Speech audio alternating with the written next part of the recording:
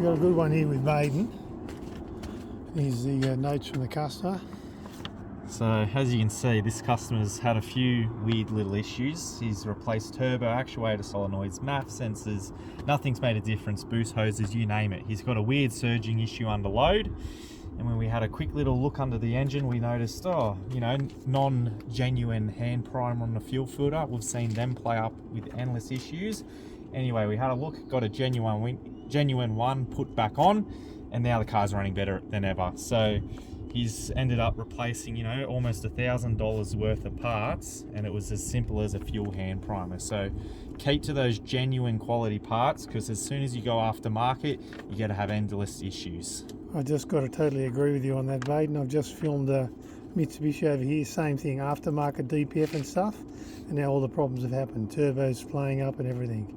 Just crazy. I mean, we're around these sort of critical areas, it's genuine or nothing, I think, half the time. It's got to be, otherwise you just end up with reliability, questioning yourself, and like this guy did, replacing a lot of things, came around the full circle back to a fuel filter housing.